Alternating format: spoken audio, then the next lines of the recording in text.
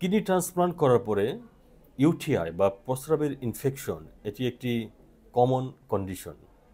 UTI মানে হলো প্রস্রাবের রাস্তা থেকে শুরু করে যেটিকে বলা হয় ইউরেথ্রা, কিডনি পর্যন্ত যে কোনো ইনফেকশনই ইউটিআই বা ইউরিনারি ট্র্যাক্ট ইনফেকশন, যেটি সব বয়সের সব শ্রেণীর মানুষেরই হতে পারে, কিন্তু কিডনি ট্রান্সপ্লান্ট রোগীদের ক্ষেত্রে এটি বিশেষ করে হয়ে থাকে। এর কারণ রয়েছে। এর কারণ কতগুলো ভাগে ভাগ করা যেতে পারে, যেমন স্ট্রাকচারাল কজ। কিডনি ট্রান্সপ্লান্ট করার শুরুতে প্রথম 2 মাসের মধ্যে এই ইনফেকশনের চান্স খুব বেশি থাকে, কারণ এই সময়টাতে ট্রান্সপ্লান্ট করার পরে প্রথমত রোগীর মূত্রথলিতে একটি ফলি ক্যাথেটার ইন্ট্রোডিউস করা থাকে, যেটি একটি ফরেন বডি, যেটি কিনা ইনফেকশনের কারণ। আবার কিডনি এবং ব্ল্যাডারের মধ্যে যে টিউব, যেটিকে ইউরেটার বলা হয়, সেখানেও একটি স্ট্রেন্ট বা একটি টিউব বসানো হয়, সেটিও একটি ফরেন বডি, যেটিও কিনা ইনফেকশনের কারণ হতে পারে। আরেকটি গুরুত্বপূর্ণ বিষয় হলো আমাদের নর্মাল যে নেটিভ কিডনি বা ট্রান্সপ্লান্টেড পেশেন্টের নিজস্ব যে কিডনি, সেই কিডনির যে ইউরেটার, যেমন এই নালীটিকে বলা হয় ইউরেটার, এটি প্রস্রাবের যে থলি, এটি হলো প্রস্রাবের থলি, এটির সঙ্গে একটি বিশেষভাবে সংযুক্ত থাকে এবং এই সংযুক্তিটির হলো অবলিক আকারে বা বাঁকানোভাবে সংযুক্ত থাকে, যার কারণে প্রস্রাবের কোনো রিফ্লাক্স বা প্রস্রাব উপরের দিকে ধাবিত হতে পারে না। তার মানে হলো প্রস্রাব শুধু উপর থেকে নিচের দিকে আসবে, কিডনি থেকে প্রস্রাবের থলির দিকে আসবে, কিন্তু প্রস্রাবের থলির কোনো প্রস্রাব উপরের দিকে যেতে পারবে না। তার কারণ হলো এই জায়গাটি একটি বাল্ব বা একটি কপাটিকার মতো কাজ করে।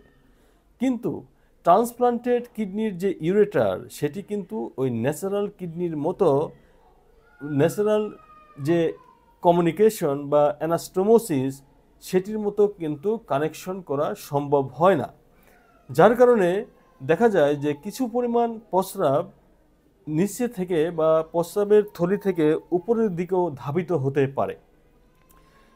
যখনই প্রস্রাবের থলিতে কোনো ইনফেকশন হয় বা কোনো ব্যাকটেরিয়া এখানে গ্রো করে, সেটি কিন্তু এই রিফ্লাক্স যে ইউরিন বা প্রস্রাবের থলি থেকে উপরের দিকে যে প্রস্রাব প্রবাহিত হচ্ছে, সেটির সঙ্গে সে কিডনি পর্যন্ত চলে যেতে পারে এবং সহজেই সে কিডনিকে ইনফেক্টেড করতে পারে। তাহলে এগুলো হলো অ্যানাটমিক্যাল বা স্ট্রাকচারাল কজ। এছাড়াও কিছু ফাংশনাল কারণ রয়েছে। এগুলোর মধ্যে অন্যতম হলো মেডিকেশন। যে মেডিকেশনগুলো ইমিউনোসাপ্রেসিভ মেডিকেশন হিসেবে পরিচিত, যেগুলো রোগ প্রতিরোধ ক্ষমতা কমিয়ে দেয়। আর এই রোগ প্রতিরোধ ক্ষমতা কমার জন্য অন্যান্য ইনফেকশনের সাথে প্রস্রাবের ইনফেকশনও ট্রান্সপ্লান্টেড পেশেন্টদের জন্য একটি কমন বিষয়।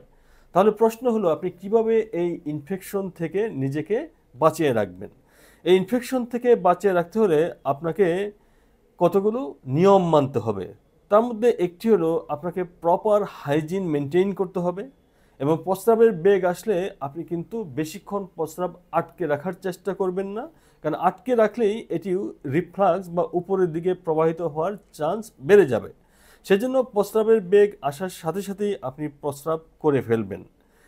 এছাড়াও আপনি দীর্ঘ সময় নিয়ে প্রস্রাব করবেন, যাতে করে আপনার মূত্রথলিটি সম্পূর্ণরূপে খালি হয় এবং প্রস্রাব করার পরে আপনার প্রস্রাবের জায়গা খুব ভালো মতো বেশি করে পানি ঢেলে পরিষ্কার রাখবেন।